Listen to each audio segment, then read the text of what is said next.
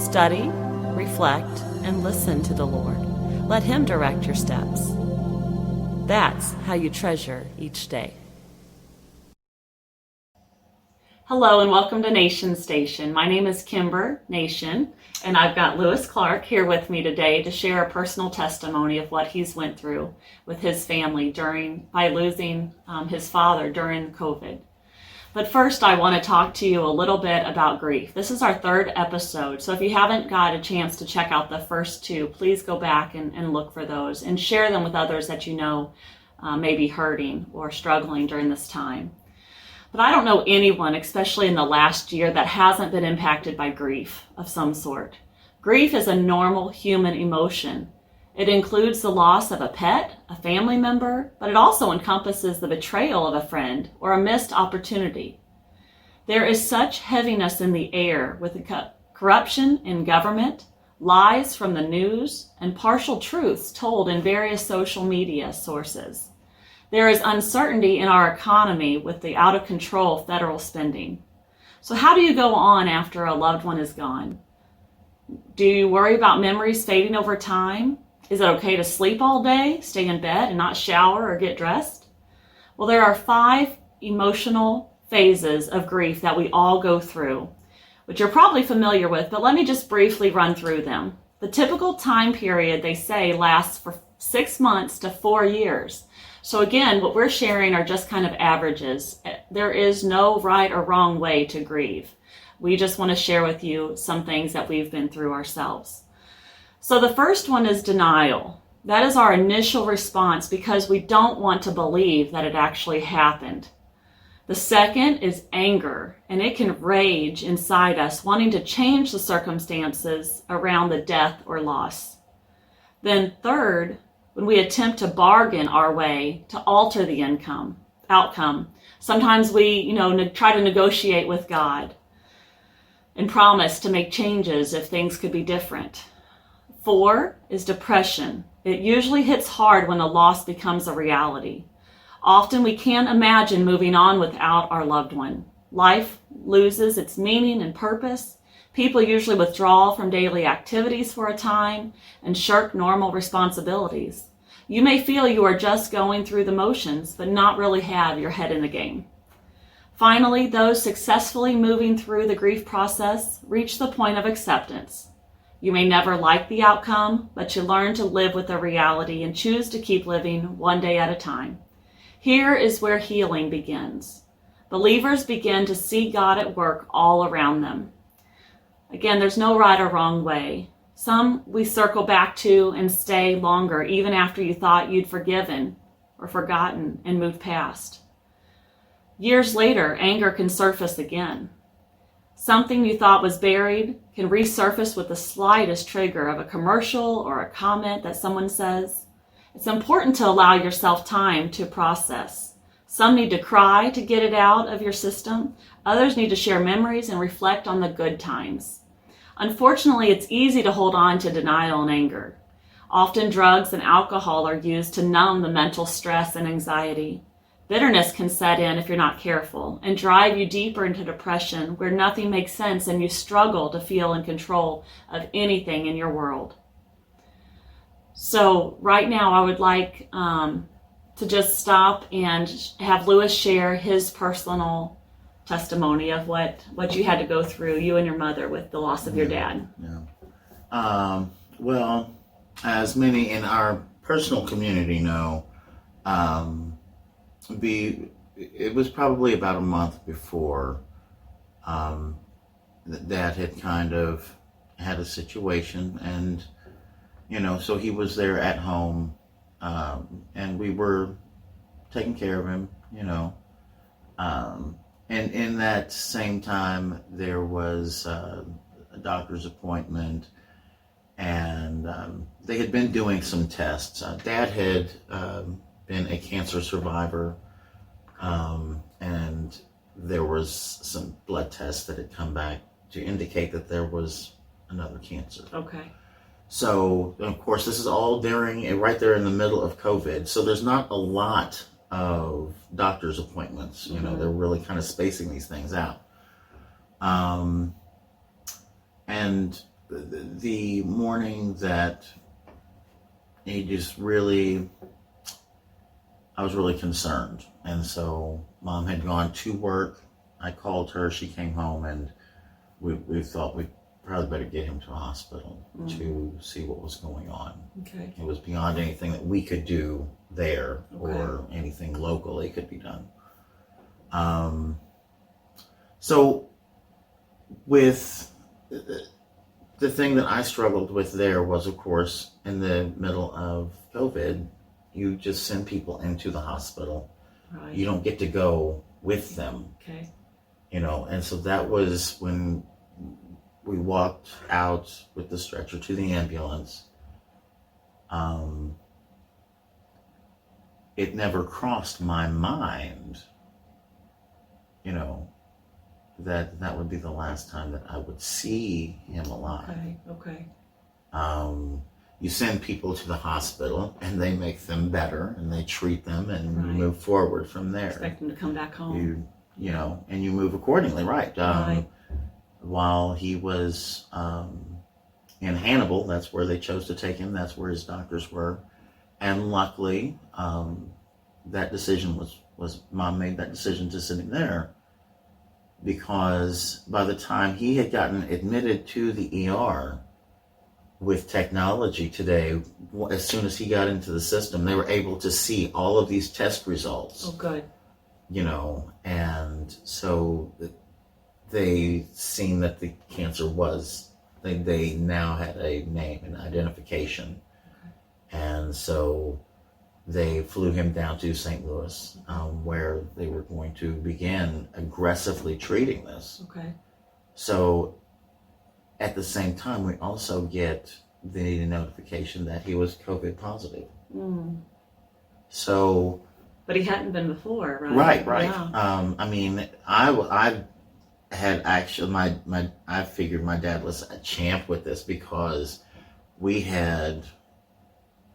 Mom had it, and so Dad and I both got tested negative. Mm-hmm. She was isolated. Even after that, there was another situation where we got tested, and came back negative. Okay.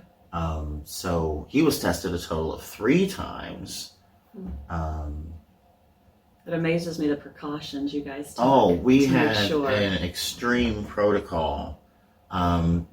Because when Mom got it, she went into isolation in one part of the house and didn't come out of that room. And luckily the bathroom is right off of their room. Okay. So that was her movement. I put things at her door, her meals at her door with a mask on. And, wow. And then even after that, when she did return back to work, we had Dad was at the front of the house. We did not cross a certain threshold. Okay. Until certain precautions were. When she came home from work, she had the room, shucked off her clothes, right into the washing machine and right to shower. Yeah. Consistently.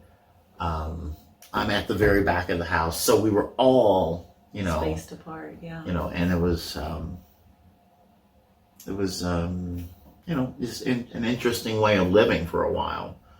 But once he got down to Barnes, and they explained what they knew about the cancer, and the treatments they were going to begin, the tests that they were going to be moving through. One of them was going to be a bone marrow. Oh, wow. And that's a very painful thing, just in itself, for anyone, where they drill into your bone to extract that marrow. So I was dreading that, and we had planned to work on a shed. We had drawn it out and made all these plans months in advance, and I had begun to work the ground to get it ready for that, and was digging the holes for the pylons for it to set on. And Mom came out and hollered across the yard to to come in quick. Okay. And she was sitting down on the couch on the phone with the hospital still. And she just looked up and said, he died. Mm. And I was thinking, now who are we talking about? Right. Because Mom gets a lot of calls about a lot of different people, whether it be either side of the family, or at the nursing home, I can see that. and then even extended from just the residents at the nursing home. Some of those people will call Mom, the family of the residents, Okay. So-and-so has passed away, so it took a second to put all of that together. Gotcha. And, I don't know if I went through all of those emotions simultaneously, maybe, Mm-hmm. but my instant concern was, of course, taking care of Mom, Right. Okay. keeping things together For for her, and it was, and I'm for sure I'm not the only one that probably has experienced this, but I remember when my grandfather passed and I was living down there with them in Troy, to kind of help them out and so forth, and it was the same. I mean, we missed his passing at the nursing home minutes. Oh, wow. They called us, and after that night, and the next morning, it was this instant. It's like a breaker switched over, a different system kicked in. Okay. We gotta take care of Grandma. Okay. Through this. So, I think that from my personal experience, because I'll tell you, over the past year and a half, I'll say, right before COVID, we lost my grandmother, Dad's mom. Okay. And that was a real jolt for everyone. But it did happen, I guess you would say, kind of quickly, peacefully. Okay. And we were all there for The family her. was around. Yeah. So, it's, and I still, even now, that was in October that he passed, and even now, there are things around the house. Now, as a matter of fact, just yesterday, part of that procedure that we were talking about, we had this disinfectant, a case of it, I think Mom bought. Yeah. And so we just had these different stations, the disinfectant wipes, and extra cloths, latex gloves, Yeah. And was cleaning off the shelf in the living room where we had Dad set up, and just kind of, it just hit for a second. It was a little pause there that something was missing, huh? Yeah. So I was continued cleaning that off, and it just came to my mind that I went to that, process before, and it hadn't moved. Right. So I think that's another thing, that after someone passes, it's just like Mom asked me, is it too soon to, donate your dad's clothes? I don't know. Right. So I think there's all these different things that everyone goes through. Right. That all these things after someone passes, all these things have to be dealt with. Life insurances, the winding down of whatever financial system they have, Right. And all those things take time, but they've got to be dealt with. Right. The distribution of their items, Right. We tried to make sure that everyone got something of Dad's. Okay. All of the siblings and the grandkids. Tried to find something for everyone that Good. was a connection for them. Yeah. So it's a curious thing, that each of us have to experience, and it's multiple times. Mm-hmm. And in most situations in life, when we do things repetitively, when we go through things, we seem to get better at them. Right. You know, the more I cooked hamburgers, the better I got at it. The more I cooked steaks, the better I got at it. But it seems that, at least in my experience, no matter how many times you go through this experience, we don't get any better at it. Okay. It doesn't get any easier. We don't have any new insight when the next death happens. Yeah. You know, because we've got all of these previous experiences that we can refer to, but because of the individual loss, the circumstances are every time going to be so different. That's true. You know, so that's just my take on it. I am pleased to announce that, and most of you in the community know that the shed is upright. Right. That's kind of my little tribute, my memorial.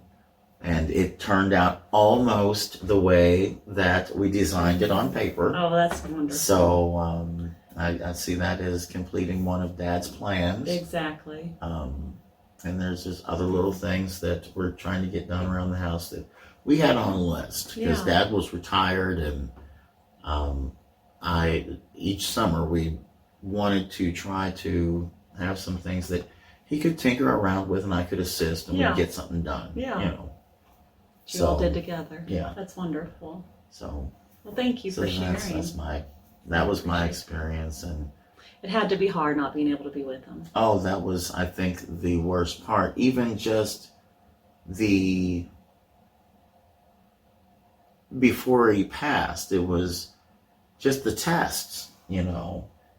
When it used to, you know, when you could go to the hospital, it'd be, all right, well, you're getting ready to go to the test. We're here, you know. Right. So that, I mean, there's just, at that point in time, so many people went into hospitals alone. Yeah.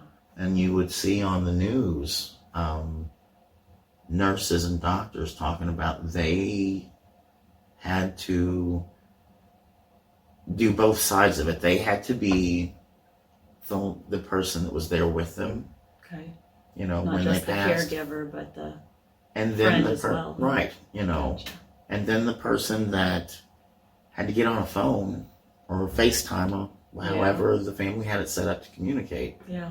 And convey that, not the way you would normally, a doctor would come into a room and address you. Right. Would answer your questions, right. You know. Probably much more impersonal, wasn't it? Yeah. Yeah. You know, and that's kind of where I personally am. Mm-hmm. And I'm for sure there's thousands of other families that went through that same thing. Right. You know, just the phone call was the communication, and that was the backside of it. Yeah. Yeah. You know, so that's, and it'll probably, I guess the mourning will go on for, I would say, years to come. Right. So, but that's I guess that. Because in a way, your life's never going to be the same without Right, it. right. And I remember thinking at one point in time, several years ago, so people will post on, you know, happy birthday in heaven, or, you know, just a sentiment about, I miss my parent, I miss this loved one, that one. And it never dawned on me, that should have been a preparation right there. Mm-hmm. You know, I mean, I felt the empathy for them, but I didn't make the connection. One day I'll be making these posts. Right. One day I'll be going through this situation, having these feelings. And so I guess that is the one thing that I do find comforting, and I know a lot of Christians, believers, if you don't want to call yourself a Christian, but yet you believe, you know, I don't see how you can't call yourself a Christian, but right. I don't know how non-believers cope and deal. Oh, I yeah. can't imagine not believing in eternal life and being able to see them again and being reunited. Yeah. That's going to be a joyous day. So that is one thing that I find comfort in, knowing that we will be reunited, and it Yeah. won't just be that; it'll be every loss that we ever encounter Right. will be made whole. Yeah. All of that will be just a thing of the past that we won't even consider again, because Exactly. we'll all be together again. That's right. No pain, no tears, no suffering, all of that. So, We'll be wiped away. and that is another thing, and for sure a lot of people with this cancer thing diagnosis, it was going to be a rough road. Gotcha. So he didn't have to go through that, did he? No. Which is kind of a blessing in disguise. And that is, it would be a blessing. Mm-hmm. Because that was the one thing I was fearing, just that bone marrow test, Okay. just excruciating. Mm-hmm. And there's very little they can do about that. It's just an excruciating deal that you go through. But then they had told us that it was going to be, they were going to treat that cancer aggressively. So it was going He would have been sick, probably, wouldn't he? It was going to be rough. Yeah. And they're thinking that he had already begun to suffer from, the leukemia. Okay. Because I noticed the difference in his weight. He had lost weight. Okay. And just muscle tone. And of course, in my mind, I'd done got out some Dumbbells? some weights, Yeah. and like, we're gonna get you built back up, Mm-hmm. Mm-hmm. So that's just it's a part of the road that we Right. travel in our life, And I think in some ways these, I don't want to say character builders, but